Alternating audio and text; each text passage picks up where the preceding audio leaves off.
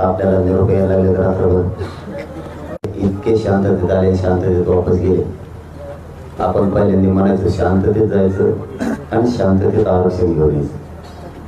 ते शब्द खरा होईल का खोटा होईल, खूप जणाला त्याच्यात शंका होती. काय उद्रेक होतोय, काय होतोय, काय करतात का. पण मराठ्यांच्या पोराने एकदा शब्द दिला की ते बदलत नाही. सगळे शांततेत मुंबई आझाद मैदानापर्यंत गेले आणि शांततेत सगळे वापस पण आले.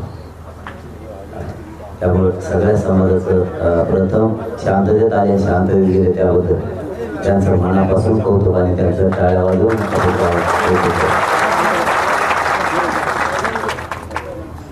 गेले, जिंकून पण आले. कोणाला काय म्हणायचं सोशल मीडियाला, कोणाला पत्रकार परिषदेत काय म्हणायचं, यापेक्षा या शब्दाचा किती मोठा कायदा बनला, याला किती विरोध झाला, हे समजणं सुद्धा गरजेचं. आपल्या तज्ज्ञ मित्राशी सुद्धा आपण प्रत्येक जण चर्चा करत जा की कायदा बनेल आणि सरकारने सुद्धा 15 दिवस वेळ घातलेला आहे. मोठमोठे तज्ज्ञ त्यांनी सुद्धा याच्यात उतरले होते, कारण त्यांच्याच लोकांना आपल्याला हे सांगितलं की मोठमोठाले तज्ज्ञ त्यांनी या कायदा बनवण्याच्या बाबतीत कायद्याच्या चौकटीत कोणता शब्द टिकवून कोणता नाही टिकणार यासाठी विचारमंथन त्यांनी 15 दिवस केलं होतं. ज्या अर्थी कायद्याला जितका विरोध होईल किंवा कुठल्याही विषयाला असू द्या जितका विरोध होईल तितका तो विषय मोठा असतो असं आपण समजायचं. विरोध जर नाही झाला तर असं समजायचं काय लक्ष द्यायचं त्याच्याकडं. गावात आपल्या गावात सुद्धा जरा एखादा साधा विषय असला तर आपण म्हणतो जाऊ काही एवढं नाही, पण मोठा विषय असेल तर सगळं गाव सक्रिय होतं की ह्या विषयापासून किती फायदा होणार किती तोटा होईल. तसं या कायद्यामुळे किती फायदा होणार आहे. त्यामुळे समोरच्याला वाटतं की जितका विरोध करतो तितकं चांगलं. म्हणजे विरोध करून जर ते काही झालं तर आपला फायदा नाही होणार. त्याच्यासाठी विरोध करणाऱ्यालाही आपण शांततेतच उत्तर द्या, पण आपणही त्याला सपोर्ट करा सगळेजण त्या कायद्याला. नसता एक बाजू बोलून ही कायदा करू नका किंवा असं, कारण त्याचा आता कायद्यात रूपांतर होणार आहे 8-10 दिवस अधिवेशनात. कारण आधी सूचना काढायला लागते, आदेश काढायला लागतो, तरच त्याचा कायदा होतो. कोणत्याही कायद्याचा नियमच ते. त्यामुळं आता त्या दिवसात ते जितक्या हरकती घेतील तितक्याच आपण पॉझिटिव्ह हरकती आपण पण घ्या. भले ज्यांना त्याच्यावर कायद्याच्या पद्धतीनं हरकत घेता येते, आमच्यासाठी हा कायदा पाहिजेच म्हणून, ज्याला ते घेता येत नाही ते सोशल मीडियावरती त्याच्यावरची ताकद ठेवा की हा कायदा आमच्यासाठी आवश्यक आहे, आम्हाला तो पाहिजे. म्हणजे सोशल मीडियाच्या माध्यमातून का होईना रोज दबाव सरकारवर राहतोय की याला आमच्या कायद्याला ज्याच्यात आमचं भविष्य ते थांबला नाही पाहिजे. म्हणजे आपल्याला नुसतं झालं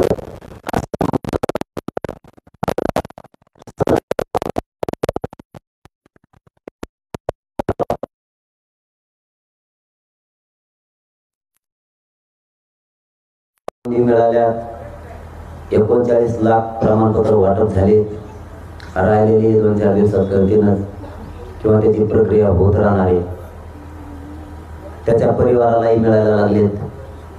इथंच आता एक की आले होते त्यांना काय 500 का काहीतरी प्रमाणपत्र सापडले होते, त्याच्यावर 2000 लोकांना मिळाले. मग काही दिवसात तसं परिवारालाही मिळायला लागले आता प्रमाणपत्र. आणि सगळ्यात मोठा विषय आपला राहिला होता की ज्यांच्या नोंदी नाही त्यांचा सगळ्यात मोठा प्रश्न आपल्या पुढे होता. तर मग सगळे सोयरे जर शब्द घेतला तर ज्याची नोंद मिळाली त्यांनी एक शपथपत्र करून द्यायचं की माझा सोयरा आहे आणि त्या आधारावर त्याला प्रमाणपत्र द्यायचं. असं सरकारचं आपलं ठरलं. पत्र दिल्याच्या नंतर त्याची गृह चौकशी करायची, त्याचा सोयरा आहे का नाही. जर तो सोयरा नाही निघाला तर त्याचं रद्द केलं तरी चालतं. कारण खोटं काहीच करायचं नाही आपल्या सुद्धा. कोणी म्हणून महासोयरा आहे आणि कोणी पण घेईन दुसऱ्या राज्यातला सुद्धा.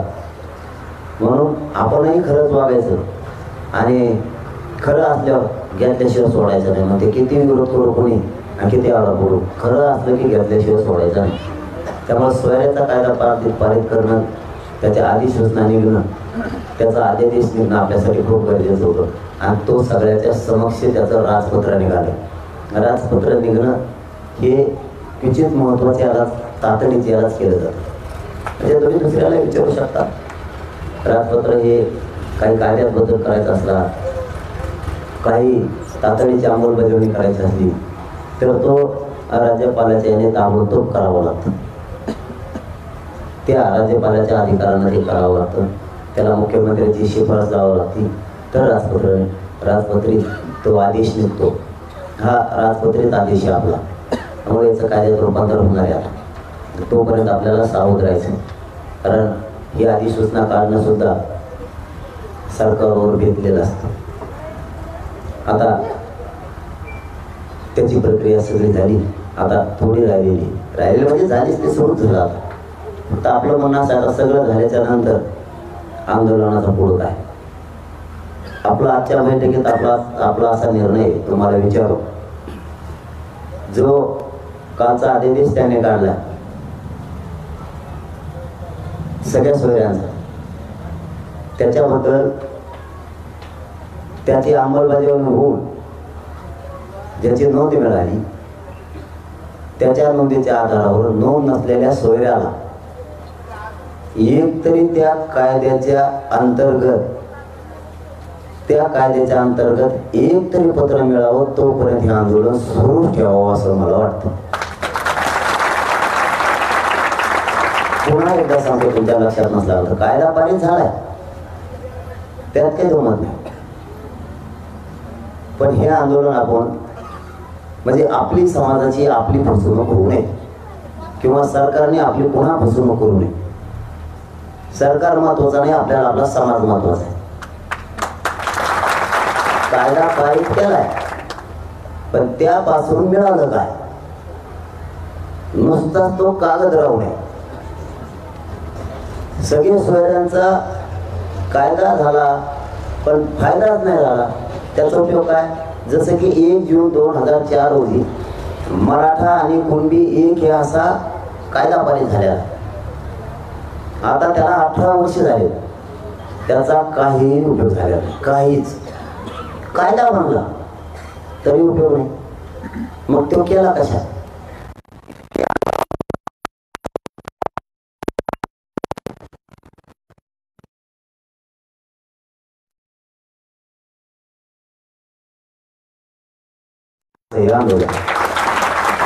कायदा केला समाधानी, सरकारचं आपण कौतुक सुद्धा मराठा समाजाने केलं, ते तेवढं झालं. आता त्याच्यासाठी कौतुक केलं, पण त्या कायद्याचा उपयोग अंमलबजावणी होणार आहे का समाजासाठी? तर त्याची होणार आहे, पण तोपर्यंत आपण बेसावध करायचंय. विजय उदाहरणार्थ इथून आणखी 10 फुटावर, इथूनच का झालं म्हणायचं, आपण 10 फुटावर जाऊन बघू ना. इतक्या लांबून कशामुळे म्हणायचं आपण? 10 फूट म्हणजे काय, तुम्हाला एक 4-5 पावलं पुढे सरकायला लागेल, हरकत काय तुम्हाला पुढे जाऊन बघायचं. म्हणून या बैठकीचा निर्णय असा आहे की जो कायदा बनवलाय त्या कायद्यापासून ज्याची नोंद मिळाली, पुन्हा एकदा सांगायला, ज्याची नोंद मिळाली, पण ज्याची नोंद मिळाली नाही त्याच्यासाठी हा कायदा आहे, ज्याची मिळाली नाही त्याच्यासाठी हा कायदा आहे. तर मग ज्याची मिळाली त्याच्या सोयऱ्याला यापासून फायदा झाला का, एक प्रमाणपत्र मिळावं, आणि मग आंदोलनाच्या याबाबतची पुढं काय करायचा निर्णय घ्यावा असं मला वाटतं. तुम्हाला काय वाटतंय? सगळ्यांचं काय मत आहे? एक मताने सांगा मला, कारण हे आंदोलन काय आजही आपण तात्पुरतं स्थगित करू शकतो, पण त्यापेक्षा ज्या आंदोलनाने कायदाच बनवलाय त्याची अंमलबजावणी होतं ते आंदोलन सुरू व्हायला अडचण काय? म्हणजे तुम्ही 5 महिने हेच बघण्यासाठी सुरू ठेवले, मग शेवट पण बाहेर करतो आपणच काढायचं ना.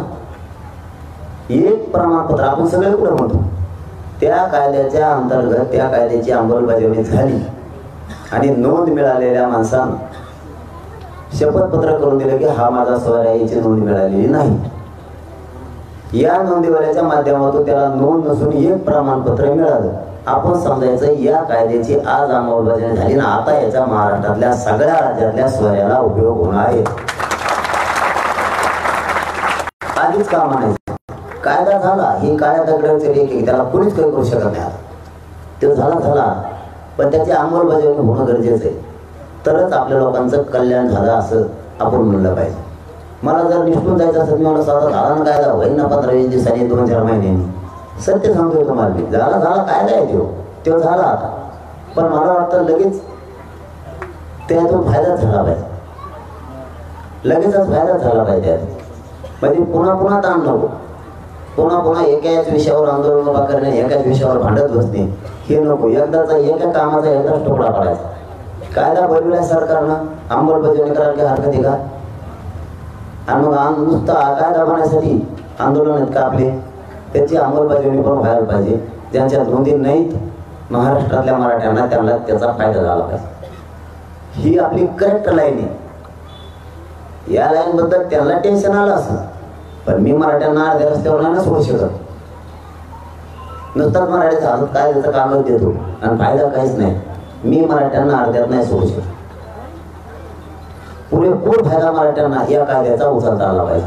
कायदा बनवला, त्याची अंमलबजावणी झाली पाहिजे. आपलं एवढंच मध्ये उद्या सकाळी बी त्यांनी नोंद मिळाली, त्याच्या आधारावर नोंद न मिळालेल्या सोयऱ्याला एक प्रमाणपत्र द्यावं, आंदोलनाचा निर्णय तिथून कुठे घेऊ. मला वाटतं कायद्याची अंमलबजावणी होईपर्यंत, म्हणजे एक पत्र मिळेपर्यंत, या कायद्याच्या मार्फत, काल जो सगळ्या सोयऱ्यांचा अधिसूचना आदेश तयार झालाय, या कायद्याच्या मार्फत एक प्रमाणपत्र राज्यात कोणाला मिळावं, मग आंदोलनाचा विचार करू. काय म्हणणं आहे तुमच्या याच्यावर? मग आंदोलन सुरू ठेवू आपण. कारण असं तर काय आता नाही, आपल्याला मंडप आपल्याच, मंदिर आपलेच, भोगे आपलेच, गाड्या ताटा आपले, सगळं आपलंच. आपल्याला फाडलं नाही कशा.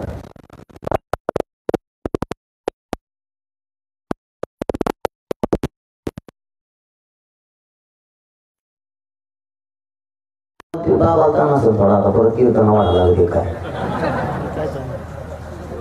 बाकीचं तर काही अडचण नाही ना. या कायद्यापासून एकतरी प्रमाणपत्र मिळेपर्यंत हे आंदोलन कायम सुरू ठेवू. कारण हे याच्यातलं खूप महत्वाचं पाऊल. नुसतंच धाव आणि पळापळ करून उपयोग नव्हती. आता मी म्हणलो होतो रायगडावर गुलाल घेऊन दे,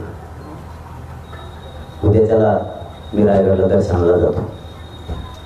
कारण विजयी कार्यक्रम पहिलं प्रमाणपत्र मिळालं, त्या कायद्याच्या आधारानं पहिलं प्रमाणपत्र मिळाल्याच्या नंतर विजयी कार्यक्रम घेऊ.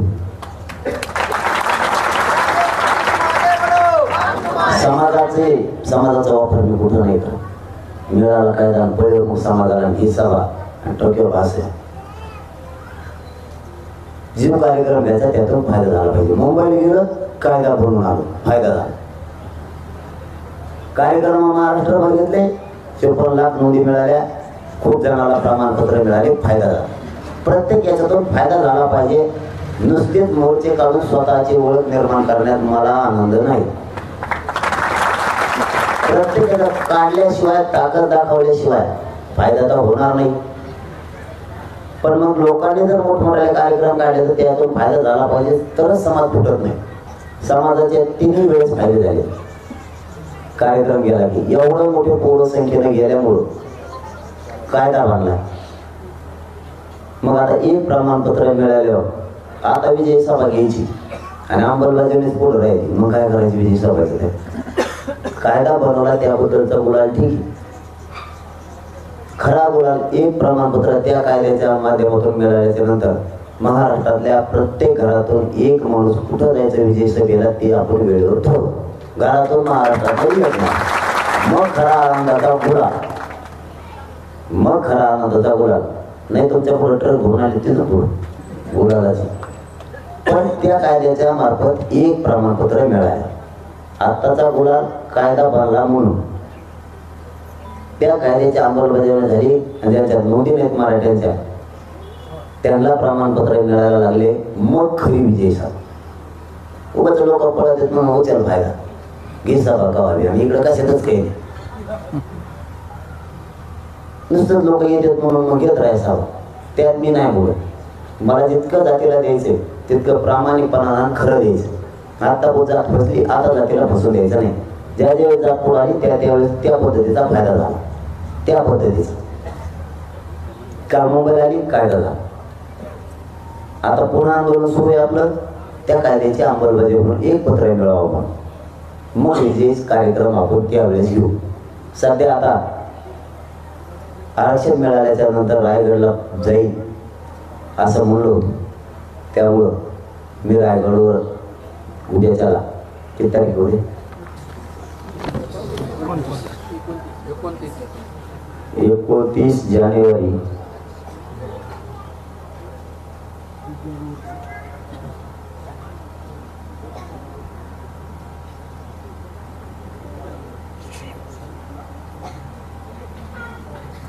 जानेवारीला रायगडकडे निघणार, 30 जानेवारीला दर्शन घेणार आहे सकाळी.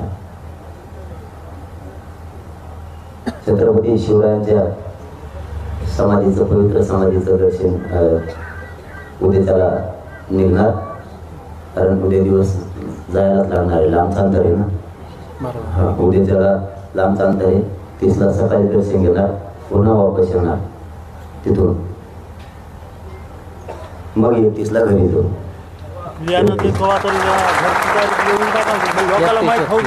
जाणार आहेत घरी म्हणून तुमच्या स्वतःच्या तोंडातून सांगा साहेब. विजय कार्यक्रमाची तारीख आपण एक प्रमाणपत्र मिळाल्यावर जाहीर करू. आता कशा आंदोलन चालू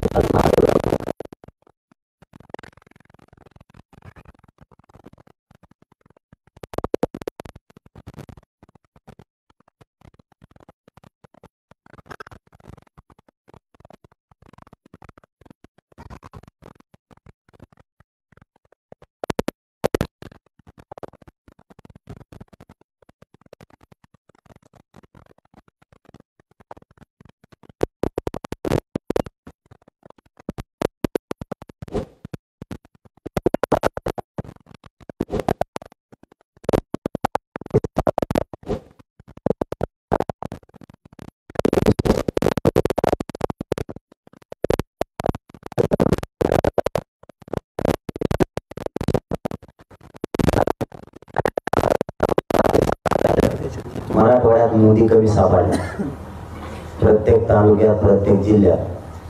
तर आपण मराठवाड्याचं एक गॅजेट 1884चं गर्जा हिंदुस्तान चॅनलला सबस्क्राईब करा आणि ताज्या घडामोडी जाणून घेण्यासाठी बेल आयकॉनवर प्रेस करा.